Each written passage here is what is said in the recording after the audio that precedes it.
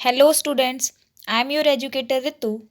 This is the part 8 of chapter 6. इस part को हम NCERT की बुक से कवर करेंगे line to line. So, let's get started. So, NCERT की बुक में इसका पार्ट फर्स्ट रेस्पिरेशन का जो पार्ट है हम स्टार्ट कर चुके हैं, वो मैं अपने चैनल पे डाल चुकी हूँ, तो वो आप देख लीजिएगा. तो नेक्स्ट हम स्टार्ट कर रहे हैं. Since the aerobic respiration pathway depends on oxygen, so aerobic organism need to ensure that there is sufficient intake of oxygen. ये हम पिछली वीडियो में पढ़ चुके हैं कि जो एरोबिक रेस्पिरेशन है, एरोबिक का मतलब ही क्या है कि वो किस पे डिपेंड करता है, ऑक्सीजन पे डिपेंड करता है. तो जो एरोबिक ऑर्गेनिज्म है need to ensure that there is sufficient intake of oxygen, तो उनके रेस्पिरेशन प्रोसेस के लिए उनको इंश्योर करना पड़ेगा, उनको तसल्ली करनी पड़ेगी that there is sufficient intake of oxygen, कि वो ऑक्सीजन प्रॉपर अमाउंट में ले रहे हों. इनटेक मतलब लेना. ठीक है. Next line.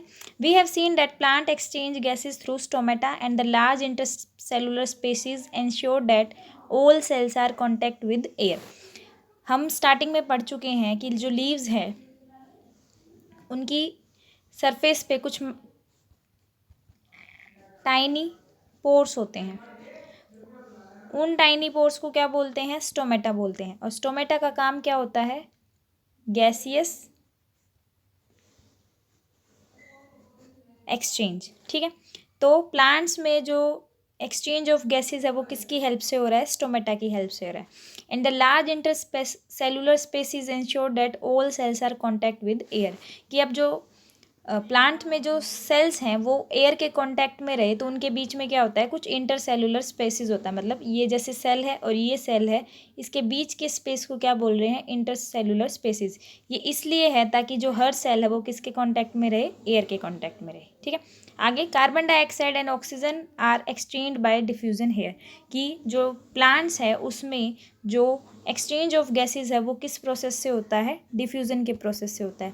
ये चीज़ें हम पहले ही डिस्कस कर चुके हैं, तो मेक श्योर कि आप पहले की प्रीवियस वीडियोस ज़रूर देख लें ताकि आपकी अंडरस्टैंडिंग क्लियर हो सके, आप बेसिक क्लियर हो सके. ठीक है. डिफ्यूज़न क्या होता है? डिफ्यूज़न क्या होता है? प्रोसेस है, पाथवे है. कैसे?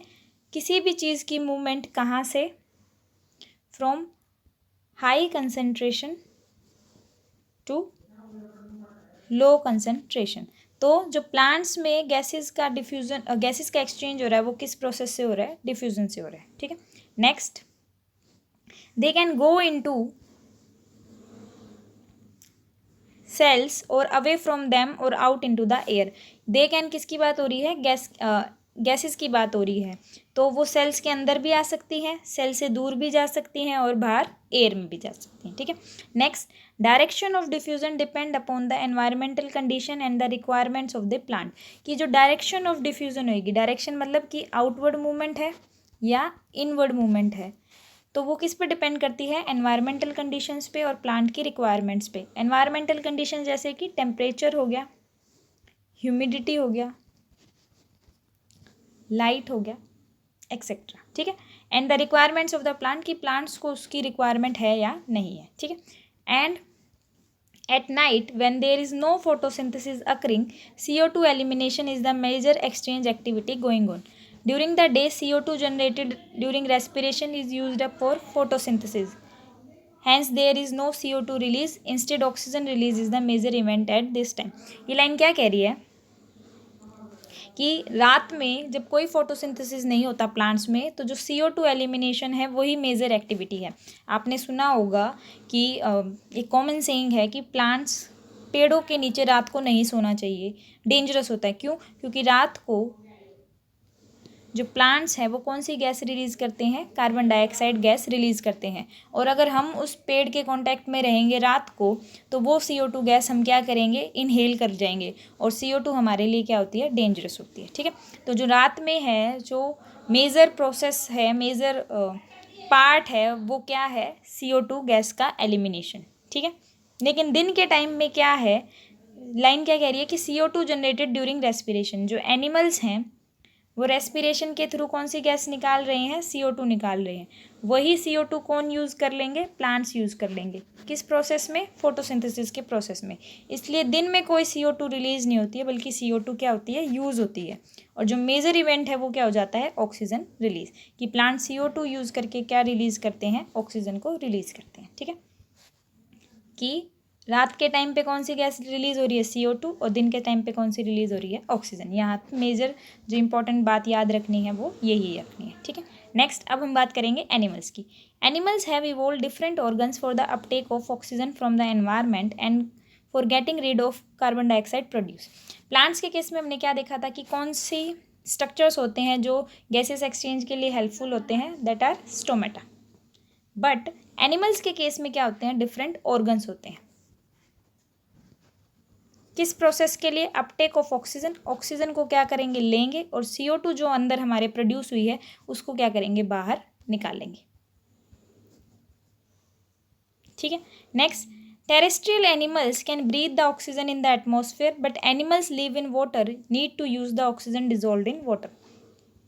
क्या कह रहे हैं कि जो टेरेस्ट्रियल एनिमल्स है, अब एनिमल्स हैं उनका क्लासिफिकेशन किया गया है टेरेस्ट्रियल और एक्वेटिक। ये किस बेस पे है? कि टेरेस्ट्रियल जो लैंड पे रहते हैं, और एक्वेटिक नाम में ही है जो वाटर में रहते हैं। ठीक है, तो इसके बेस पे डिवीज़न है कि टेरेस्ट्रियल एनिमल्स और एक्वेटिक एनिमल्स। टेरेस्ट्रियल एनिमल का एग्जाम्पल क्या हो जाएगा? काऊ, लॉयन एक्सेट्रा। और एक्वेटिक एनिमल्स का एग्जाम्पल क्या हो जाएगा? फिश। ठीक है, अब लाइन क्या कह रही है कि जो टेरेस्ट्रियल एनिमल्स हैं can breathe the oxygen in the atmosphere. कि जो टेरेस्ट्रियल एनिमल हैं वो ब्रीदिंग के लिए जो ऑक्सीजन यूज़ करते हैं वो कौन सी ऑक्सीजन होती है? Atmospheric oxygen. कौन सी ऑक्सीजन है? Atmospheric oxygen. लेकिन जो एक्वेटिक एनिमल्स हैं, animals that live in water, कौन सी की बात करी गई है? एक्वेटिक एनिमल्स की बात करी गई। तो जो एक्वेटिक एनिमल्स हैं वो कौन सी ऑक्सीजन यूज़ करते हैं? Dissolve oxygen. Dissolve oxygen. यहाँ पे दो इंपॉर्टेंट बात याद रखनी है कि जो टेरेस्ट्रियल एनिमल्स हैं वो कौन सी गैस यूज़ करते हैं? एटमॉस्फेरिक ऑक्सीजन ब्रीदिंग के लिए। और जो एक्वेटिक एनिमल्स हैं वो कौन सी गैस यूज़ करते हैं? Dissolve oxygen. ठीक है, डिजोल्व ऑक्सीजन मतलब जो वाटर में क्या है? डिजोल्व है। जो ऑक्सीजन वाटर में डिजोल्व है उसी को ही क्या बोला गया है? Dissolve oxygen. ठीक है, अब नेक्स्ट क्या कह रहे हैं कि since the amount of dissolve oxygen is fairly low compare to the amount of oxygen in the air. कि जो एटमॉस्फेयर में ऑक्सीजन है वो क्या होती है? उसकी क्वांटिटी उसका परसेंटेज क्या है? ज़्यादा है एज कंपेयर टू जो क्या है? Dissolve oxygen. एटमॉस्फेरिक ऑक्सीजन की क्वांटिटी डिजोल्व ऑक्सीजन से क्या है? ज़्यादा है। तो पानी में ऑक्सीजन क्या है? कम है। तो जो रेट ऑफ ब्रीदिंग होएगी, रेट मतलब जो स्पीड है, रेट ऑफ ब्रीदिंग मतलब स्पीड, कि हम कितनी जल्दी ब्रीद कर रहे हैं। 1 मिनट में अगर हम काउंट करें तो हम कितनी बार सांस ले रहे हैं, वही क्या होता है? Rate of breathing. Rate of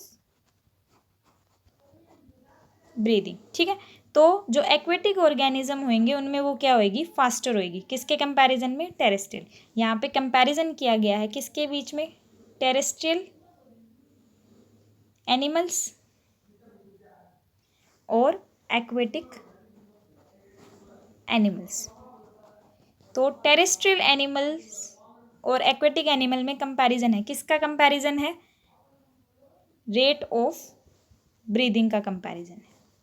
ठीक है, रेट ऑफ ब्रीदिंग मैंने आपको बता दिया है कि इसका मीनिंग क्या है कि 1 मिनट में हम कितनी बार सांस ले रहे हैं, कितनी तेज़ी से ले रहे हैं, स्पीड क्या है उसकी। ठीक है, तो जो रेट ऑफ ब्रीदिंग है वो एक्वेटिक एनिमल्स में क्या होएगी? ज़्यादा होएगी as compared to terrestrial animals. अब इसका रीज़न क्या है? इसका रीज़न क्या है कि एटमॉस्फेरिक ऑक्सीजन की कंसंट्रेशन क्या है? ज़्यादा है as compared to dissolve oxygen.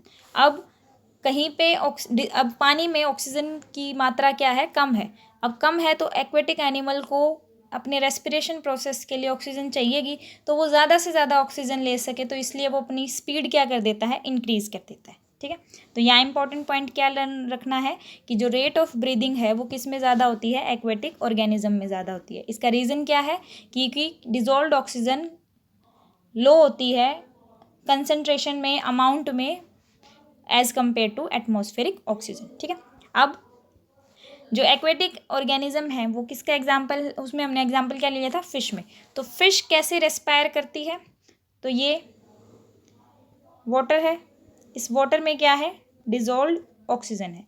Fish इस वाटर को इनहेल करेगी, किसके थ्रू, माउथ के थ्रू। अब हमने पिछले स्लाइड में पढ़ा था कि टेरेस्ट्रियल जो ऑर्गेनिजम्स हैं, सॉरी जो एनिमल्स हैं, उनमें क्या होते हैं, ऑर्गन्स होते हैं, किस प्रोसेस के लिए, रेस्पिरेशन के प्रोसेस के लिए। तो जो फिश में रेस्पिरेशन के लिए ऑर्गन है उसका नाम क्या है, गिल्स। क्या नाम है, गिल्स। फिश में जो रेस्पिरेशन के लिए ऑर्गन है उसका नाम क्या है, गिल्स। ठीक है, अब क्या होएगा, ये वाटर है, वाटर में क्या है, डिजोल्व ऑक्सीजन है। माउथ की हेल्प से फिश ने इसको अपने अंदर लिया।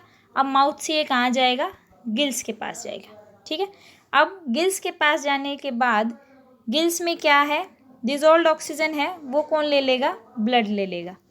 ठीक है, गिल्स तो क्या है, रेस्पिरेटरी ऑर्गन है जो ऑक्सीजन को इनटेक करते हैं, और ब्लड क्या करेगा, उस जो ऑक्सीजन को इनटेक किया है उसको बाकी पार्ट तक क्या करेगा, पहुंचाएगा। ठीक है, ब्लड का काम हमेशा क्या करना होता है, ट्रांसपोर्ट करना होता है, कि एक जगह से दूसरी जगह पे लेके जाना। ठीक है, तो फिशेज में जो पाथवे होगा वो क्या हो जाएगा, डिजोल्व ऑक्सीजन जो कहाँ है, वाटर में, वो वहाँ से कहाँ जाएगी, माउथ, माउथ से गिल्स, गिल्स से other body parts, other body parts, किसकी हेल्प से, ब्लड की हेल्प से। ठीक है, नाउ नेक्स्ट, अब हम किसकी बात करेंगे, टेरेस्ट्रियल ऑर्गेनिजम्स की बात करेंगे। Terrestrial organism use the oxygen in the atmosphere for respiration. ठीक है, ये हमें पता है कि जो टेरेस्ट्रियल ऑर्गेनिज्म है वो ऑक्सीजन को किस प्रोसेस के लिए यूज़ करते हैं, रेस्पिरेशन के लिए। और कौन सी ऑक्सीजन, एटमॉस्फेरिक ऑक्सीजन। अब this oxygen is absorbed by different organs in different animals. अलग अलग एनिमल्स में अलग अलग ऑर्गन्स होंगे रेस्पिरेशन के लिए, तो इस ऑक्सीजन को फाइनली वो ऑर्गन्स क्या कर लेते हैं, एब्जॉर्ब कर लेते हैं। ठीक है, next, all these organs have a structure that increase the surface area which is in contact with the oxygen rich atmosphere. अब ये जो भी रेस्पिरेटरी ऑर्गन्स होंगे, रेस्पिरेटरी ऑर्गन्स होंगे, इनका काम क्या है कि ये कैसे ऑर्गन्स होंगे कि इनमें जो सरफेस एरिया होएगा वो हमेशा क्या होएगा, ज़्यादा होएगा। सरफेस एरिया हमेशा क्या होएगा, ज़्यादा होएगा। ठीक है, और हमेशा किसके कांटेक्ट में रहेगा, ऑक्सीजन रिच एटमॉस्फेयर। ठीक है, बॉडी को अपने बाकी सारे प्रोसेस को कन्वे करने के लिए, कैरी आउट करने के लिए किसकी चीज़ की रिक्वायरमेंट है, ऑक्सीजन की रिक्वायरमेंट है। अब वो ऑक्सीजन आ कहाँ रही है, रेस्पिरेटरी ऑर्गन में। तो रेस्पिरेटरी ऑर्गन में ज़्यादा से ज़्यादा ऑक्सीजन आ सके इसलिए उसका सरफेस एरिया क्या होता है, ज़्यादा होता है। ठीक है, और सरफेस एरिया ज़्यादा होगा, पहली कंडीशन है। और दूसरी कंडीशन क्या है कि उनको कांटेक्ट में किसके रहना पड़ेगा, ऑक्सीजन रिच एटमॉस्फेयर। ठीक है, next, since the exchange of oxygen CO2 has to take place across this surface, कि ये जो रेस्पिरेटरी ऑर्गन है, जैसे ये इसकी सरफेस है, तो इससे ऑक्सीजन का इनटेक होएगा और CO2 कहाँ जाएगी, बाहर जाएगी। ठीक है, तो this surface has to be very fine and delicate. तो ये सरफेस की कैरेक्टरिस्टिक प्रॉपर्टी है कि इसको क्या होना पड़ेगा, फाइन और डेलिकेट। ठीक है, next, in order to protect this surface it is usually place within the body. अब ये जो रेस्पिरेटरी ऑर्गन है, क्योंकि इस सरफेस को हमें प्रोटेक्ट भी करना है, तो ये जनरली बॉडी के अंदर होता है, इनसाइड। रेस्पिरेटरी ऑर्गन बॉडी के कहाँ होते हैं, इनसाइड होते हैं, विद इन मतलब इनसाइड। ठीक है, so there have to be passage that will take air to this area. अब कोई चीज़ अंदर है, ये हमारी बॉडी है, इस बॉडी के अंदर रेस्पिरेटरी ऑर्गन है, ऑक्सीजन कहाँ है, बाहर है, और CO2 कहाँ है, अंदर है। अब इस रेस्पिरेटरी ऑर्गन से CO2 को बाहर जाना है और बाहर से ऑक्सीजन को आना है। So there have to be passage मतलब कोई ना कोई रास्ता होएगा। रास्ता किस लिए, जो किसको कनेक्ट करेगा, आउटसाइड से इनसाइड के को कनेक्ट करने के लिए क्या होना चाहिए, पैसेज होएगा। ठीक है, जो क्या करेगा, एयर को इस एरिया तक लेके आएगा, ऑक्सीजन को लेके आएगा और वहाँ से CO2 को क्या करेगा, छोड़ेगा। ठीक है, in addition there is a mechanism for moving the air in and out of this area where the oxygen is absorb. अब ये जो रेस्पिरेटरी ऑर्गन है, एक तो क्या है कि यहाँ तक पहुँचने के लिए क्या होना चाहिए, पैसेज मतलब रास्ता। ठीक है, और दूसरा क्या है, मैकेनिज्म, कि किस तरीके से वो ऑक्सीजन अंदर आएगी और CO2 बाहर जाएगी। ठीक है, यहाँ पे बस आपको ये ही याद रखना है, एक तो ये वाला पार्ट कि फिशेस कैसे ऑक्सीजन को इनटेक करती है, दूसरा ये कि जो एक्वेटिक ऑर्गेनिज्म हैं उनमें ब्रीदिंग फास्टर क्यों होती है। ठीक है, ये वाला पॉइंट आपकी बेसिक अंडरस्टैंडिंग के लिए है। यहाँ पे एज सच आपको कुछ लर्न नहीं रखना है, बस समझना है। ठीक है, लर्न करने के लिए आगे आएगा। ठीक है, ओके नेक्स्ट। नाउ अब हम ह्यूमन बींग्स की बात करेंगे। एक्वेटिक में हम फिशेस की बात कर चुके हैं, तो टेरेस्ट्रियल में हम किसकी बात करेंगे, ह्यूमन बींग्स की बात करेंगे। फिगर हम बाद में देखेंगे, पहले क्या कह रहे हैं, air is taken into the body through the nostril, the air passing through the nostril is filtered by fine hairs that lines the passage. The passage is also lined with mucus which helps in the process. From here, air passes through the throat and into the lungs, and rings of cartilage are present in the throat. These ensure that air passages do not collapse. ठीक है, अभी हमने बात करी थी कि जो respiratory organ है उसमें क्या होना चाहिए, पैसेज होना चाहिए। ठीक है, पैसेज मतलब रास्ता, जिससे बाहर की चीज़ अंदर आ सके और अंदर की चीज़ बाहर जा सके। ठीक है, तो अब ह्यूमन बींग्स में वो पैसेज कहाँ से स्टार्ट होता है, नोस्ट्रिल से। कहाँ से स्टार्ट होएगा, नोस्ट्रिल्स। अब नोस्ट्रिल्स के बाद वो चीज़ कहाँ जाएगी, थ्रोट, और थ्रोट के बाद फाइनली कहाँ जाएगी, लंग्स। ठीक है, तो ह्यूमन बींग्स में अगर आपको कोई पूछ ले रेस्पिरेटरी पैसेज क्या है, तो क्या है, नोस्ट्रिल, नोस्ट्रिल से थ्रोट एंड थ्रोट से लंग्स। 3 ऑर्गन्स आ रहे हैं, पहला नोस्ट्रिल, दूसरा थ्रोट एंड तीसरा लंग्स। ठीक है, सेकेंड इंपॉर्टेंट थिंग, अब नोस्ट्रिल्स की बात करें। सबसे पहले जो एयर है वो कहाँ आएगी, नोस्ट्रिल्स में आएगी। तो नोस्ट्रिल्स के अंदर क्या होते हैं, फाइन हेयर्स होते हैं, और साथ में क्या होता है, म्यूकस होता है। नोस्ट्रिल के अंदर 2 चीज़ें हैं, hairs, fine hairs, and second one mucus. ठीक है, ये तो हमने पढ़ लिया कि नोस्ट्रिल के अंदर 2 चीज़ें। अब इनका फंक्शन क्या है, फंक्शन क्या है कि फाइन हेयर और म्यूकस क्या करते हैं, जो ऑक्सीजन जो एयर, सॉरी ऑक्सीजन नहीं, एयर, जो एयर अंदर आ रही है उसको क्या करते हैं, फिल्टर करते हैं। क्या करते हैं, फिल्टर करते हैं।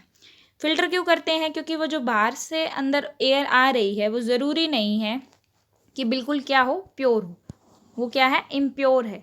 उसके अंदर कुछ माइन्यूट माइक्रो ऑर्गेनिजम्स हो सकते हैं, पैथोजेंस हो सकते हैं, कुछ और इम्प्योरिटी हो सकती है। तो हमारे रेस्पिरेटरी ऑर्गन तक फाइन एयर, प्योर एयर जाए तो उसके लिए उसको फिल्टर होना ज़रूरी है। तो ये जो फिल्ट्रेशन का काम है वो कौन करता है, फाइन हेयर्स और म्यूकस। ठीक है, नेक्स्ट, अब एयर नोस्ट्रिल से कहाँ पहुँच गई है, थ्रोट पे पहुँच गई है। ठीक है, और थ्रोट से फिर कहाँ पहुँचेगी, लंग्स में। अब थ्रोट में क्या है, ये नोस्ट्रिल है, नोस्ट्रिल से ये हमारा थ्रोट वाला रीजन है। अब इस थ्रोट वाले रीजन में क्या होते हैं, रिंग्स ऑफ कार्टिलेज प्रेजेंट होते हैं, ऐसे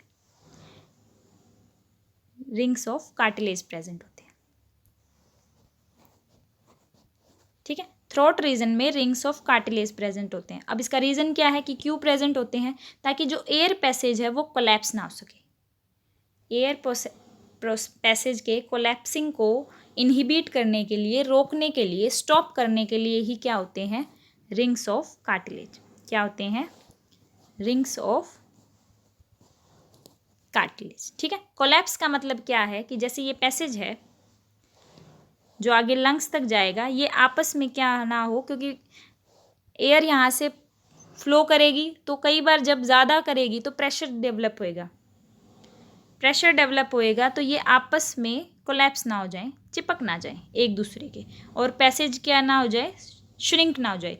ये जो रास्ता है इसकी लेंथ, इसकी विड्थ, ये बिल्कुल ऐसी ही होनी चाहिए ताकि एयर बहुत आसानी से नोस्ट्रिल से थ्रोट और थ्रोट से कहाँ चली जाए, लंग्स में चली जाए। थ्रोट से लंग्स तक जाने के लिए ये पैसेज का इस तरीके से होना ज़रूरी है। अब इस पैसेज को मेंटेन करने के लिए क्या है, रिंग्स ऑफ कार्टिलेज है।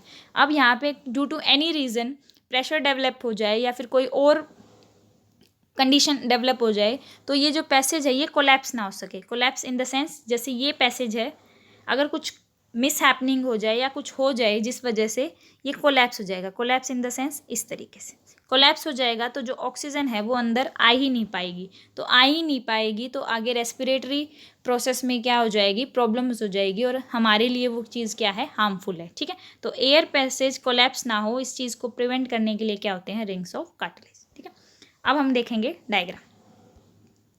ये रहा नेसल पैसेज। ठीक है, ये नेसल पैसेज है। नेसल पैसेज के बाद क्या है, pharynx, then larynx, then trachea, then rings of cartilage, और रिंग्स ऑफ कार्टिलेज फिर कहाँ जा रहे हैं, लंग्स रीजन में, और लंग्स में भी फिर फर्दर किस में डिवीजन है, ब्रोंकाई, ब्रोंक्यूल्स, और ये सैक्स लाइक स्ट्रक्चर क्या है, एल्वियोलर सैक।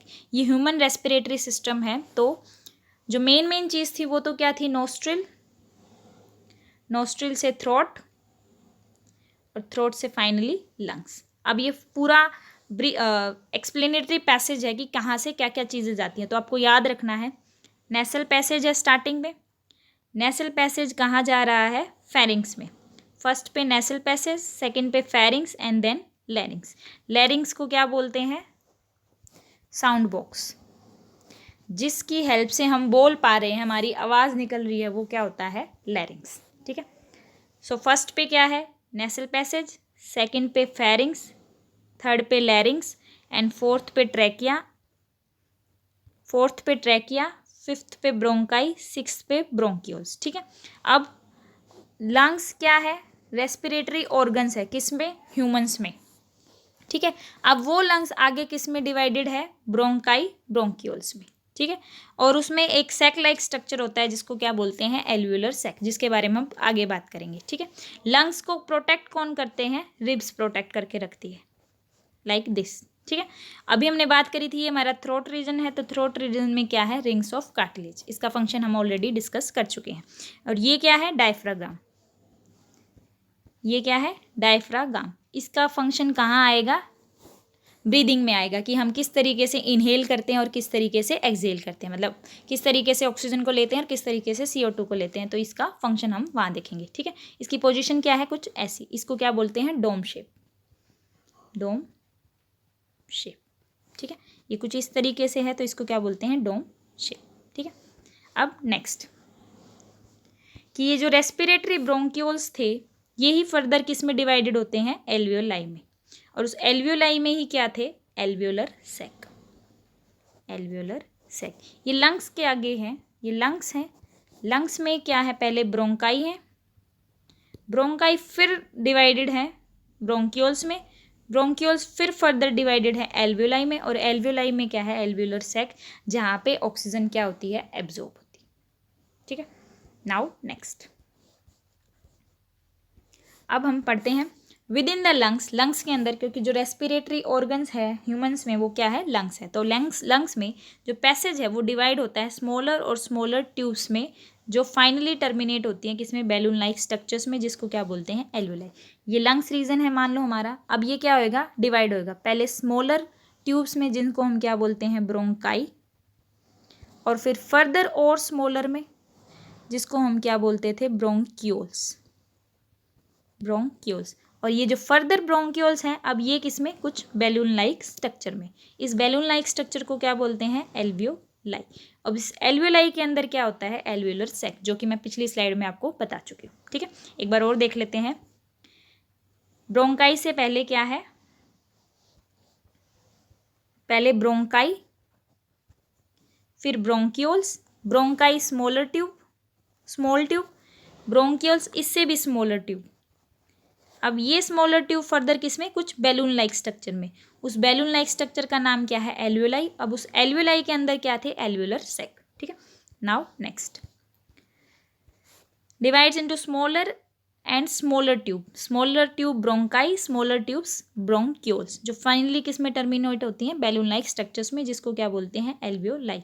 अगर सिंगुलर बात करें तो एल्वियोलस। ठीक है। अब इस एल्वियोलाई का काम क्या है, कि it provide a surface where the exchange of gases take place, कि हमने पीछे बात करी थी कि इन रेस्पिरेटरी ऑर्गन्स में क्या होता है, सरफेस एरिया प्रोवाइड करते हैं जहाँ पे गैसेज एब्जॉर्ब हो सके।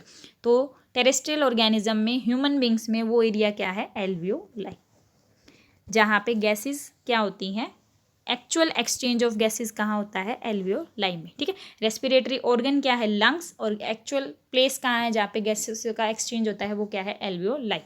ठीक है। अब इस एल्वियोलाई के अंदर क्या होता है, वॉल्स ऑफ एल्वियोलाई में क्या होता है, एक्सटेंसिव नेटवर्क होता है ब्लड वेसल का। हमने जैसे फिशेज के केस में भी देखा था कि गिल्स फाइनली कहाँ लेके जा रही थी ऑक्सीजन को, ब्लड तक, क्योंकि ब्लड ही उस डिजोल्व ऑक्सीजन को बाकी पार्ट्स तक पहुँचाएगा। सिमिलरली ह्यूमन बींग्स के केस में भी एल्वियोलाई के अंदर क्या होती हैं, ब्लड वेसल्स होती हैं, क्योंकि जो लंग्स तक ऑक्सीजन पहुंची है अब उसको बाकी बॉडी पार्ट्स तक भी पहुंचाना है, तो वो उसको कौन पहुंचाएगा? Blood vessels. ठीक है, तो ठीक है, नेटवर्क ऑफ ब्लड वेसल। अब as we have seen in we have when we breathe in we lift our ribs and flatten our diaphragm. ये है इनहेलेशन और एक्सहेलेशन के बारे में। ठीक है, ये मैं आगे वाली स्लाइड में आपको एक्सप्लेन करूँगी। ठीक है, ये रहा कि जो रेस्पिरेशन है उसमें दो प्रोसेस होते हैं। कितने प्रोसेस होते हैं? दो। First inhalation, second exhalation. Inhalation क्या होता है? Intake of oxygen. क्या होता है? इन मतलब अंदर लेना, किसको? ऑक्सीजन को। एक्सहेलेशन, एक्स मतलब एग्जिट, बाहर जाना, किसका? CO2 को। ठीक है, रेस्पिरेशन का प्रोसेस ही क्या है? ऑक्सीजन को अंदर लेना है और CO2 को कहाँ जाना है? बाहर जाना है। तो इनहेलेशन जिसमें ऑक्सीजन अंदर आएगी, एक्सहेलेशन जिसमें CO2 बाहर जाएगी। ठीक है, अब इनहेलेशन में क्या होता है? First oxygen come from the mouth, बाहर से एटमॉस्फेरिक ऑक्सीजन कहाँ आएगी? माउथ से आएगी। ठीक है, उस टाइम पे क्या आएंगे? जो रिब्स हैं वो क्या हो जाएंगे? लिफ्ट अप, ऊपर की तरफ उठेंगे। ठीक है, और जो डायफ्राग्राम है जो मैंने बताया था आपको कुछ इस शेप का है, वो क्या हो जाएगा? फ्लैटन्स हो जाएगा। पहले उसकी ओरिजिनल शेप ये थी, अब ये क्या हो जाएगा? फ्लैटन हो जाएगा। फ्लैटन होते ही जो चेस्ट कैविटी है वो क्या हो जाएगी? इंक्रीज हो जाएगी। जो चेस्ट कैविटी है वो क्या हो जाएगी? इंक्रीज हो जाएगी। अब इंक्रीज होने से क्या होएगा? जो बाहर है, क्योंकि डिफ्यूजन होना है तो बाहर कंसंट्रेशन क्या है? ज़्यादा है, और अंदर क्या है? कंसंट्रेशन कम। तो मूवमेंट अंदर करने के लिए चेस्ट कैविटी को क्या होना पड़ेगा? ज़्यादा होना पड़ेगा, एनलार्ज होना पड़ेगा, अपने आप को क्या करना पड़ेगा? बढ़ाना पड़ेगा, क्योंकि ऑक्सीजन हमें ज़्यादा से ज़्यादा इनहेल करनी है। तो चेस्ट कैविटी क्या हो जाएगी? एनलार्ज। उसके बाद जो ऑक्सीजन है वो सक्ड हो जाएगी, लंग्स उसको सक कर लेंगे और फिर वो कहाँ चली जाएगी? एल्वियोलाई के अंदर चली जाएगी, और एल्वियोलाई से फिर वो ब्लड वेसल से होती हुई बाकी बॉडी पार्ट्स तक चली जाएगी। ठीक है, अब बाकी बॉडी पार्ट से जो ब्लड वेसल्स हैं वो क्या लेके आएंगी? कार्बन डाइऑक्साइड लेके आएंगी। किसके पास? एल्वियोलाई के पास, क्योंकि एल्वियोलाई से ही फर्दर फिर CO2 कहाँ जाएगी? बाहर। तो इनहेलेशन में जो रिब्स लिफ्ट अप, जो ऊपर की तरफ उठी थी, अब वो वापस कहाँ चली जाएंगी? लिफ्ट डाउन, मतलब अपनी नॉर्मल पोजीशन पे आ जाएंगी। जो डायफ्राग्राम फ्लैटन हो गया था वो वापस अपनी शेप पे आ जाएगा। पहले ये शेप थी, इनहेलेशन के टाइम पे ये होगी, अब एक्सहेलेशन के टाइम पे वो वापस अपनी ओरिजिनल शेप पे आ गया। जो चेस्ट कैविटी एनलार्ज हुई थी, अब वो चेस्ट कैविटी क्या हो जाएगी? श्रिंक, मतलब छोटी हो जाएगी, क्योंकि इनहेलेशन में ऑक्सीजन हमें ज़्यादा से ज़्यादा लेनी है, तो चेस्ट कैविटी क्या हो रही थी? एनलार्ज। लेकिन एक्सहेलेशन के टाइम पे चेस्ट कैविटी क्या हो जाएगी? श्रिंक, ताकि जो CO2 है वो बाहर की तरफ जा सके। ठीक है, सो श्रिंक होते ही कार्बन डाइऑक्साइड क्या हो जाएगी? Will release outside. ठीक है, these are the important point, please remember this. ठीक है, यहाँ पे यही सब मेंशन है, यहाँ पे यही सब मेंशन है जो मैंने आपको आगे टेबुलर फॉर्म में बता दिया है। ठीक है, साथ में क्या कह रहे हैं कि जो ब्रीदिंग साइकिल है, ब्रीदिंग साइकिल मतलब ऑक्सीजन का आना और CO2 का जाना, ऑक्सीजन का आना और CO2 का जाना, यही क्या है? Breathing cycle. तो when air is taken in and let out, जब अंदर एयर ले रहे हैं और बाहर छोड़ रहे हैं, तो लंग्स के अंदर हमेशा कुछ ना कुछ रेजिडुअल वॉल्यूम रहती है। ठीक है, so that there is sufficient time for oxygen to be absorbed and CO2 to be release. क्योंकि बॉडी में, क्योंकि ऑक्सीजन को जाना है और CO2 को आना है, तो लंग्स में कुछ ना कुछ क्या रहती है? रेजिडुअल वॉल्यूम रहती है। किसकी?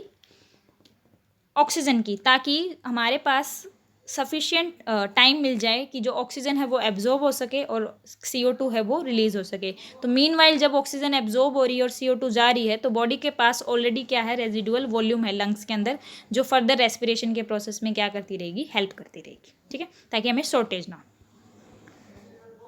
ठीक है, लास्ट ये जो पोर्शन बच गया है ये हम करते हैं कवर इसको। When the body size of animal is large, the diffusion pressure alone can not take care of oxygen delivery to all parts of the body. कि जब बॉडी साइज छोटा है एनिमल्स में, जब बॉडी साइज छोटा है तो सिर्फ डिफ्यूजन से ही क्या हो सकता है? गैसियस का एक्सचेंज हो सकता है। सिर्फ डिफ्यूजन से ही क्या होएगा? गैसियस एक्सचेंज होएगा। लेकिन अगर बॉडी साइज क्या है? लार्ज है, तो जो डिफ्यूजन प्रेशर है वो अकेला ऑक्सीजन की डिलीवरी नहीं करा सकता बाकी पार्ट्स ऑफ द बॉडी में। ठीक है, तो इसके लिए क्या होता है? रेस्पिरेटरी पिगमेंट्स होते हैं।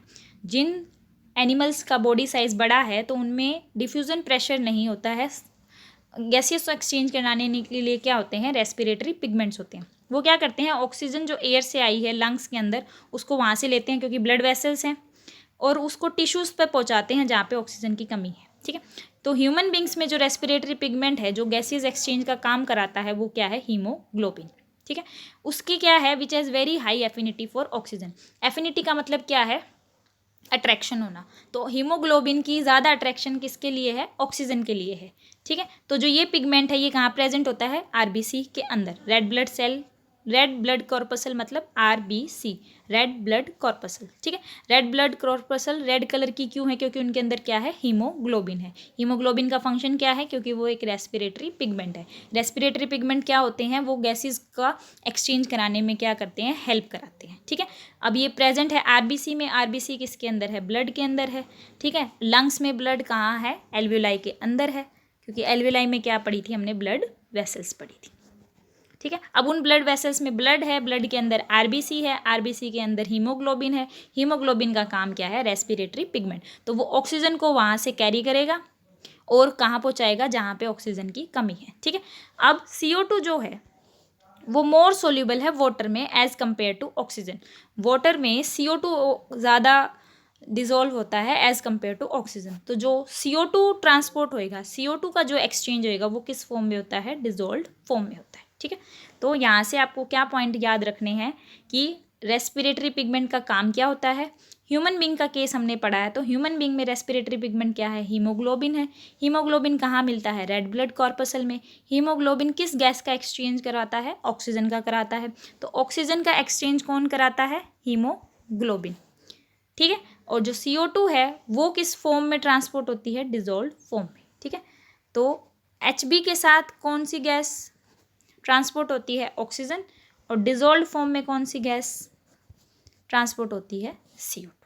ठीक है, ये आपको पॉइंट्स रिमेंबर रखने हैं। ठीक है, so this is all about the respiration process. हमने इस वीडियो में इसको पूरा कवर कर लिया है। फिर भी कोई डाउट रह जाती है तो प्लीज़ कमेंट सेक्शन में पूछ लीजिएगा। नेक्स्ट वीडियो में हम नेक्स्ट टॉपिक स्टार्ट करेंगे चैप्टर 6 का। Till then thank you so much.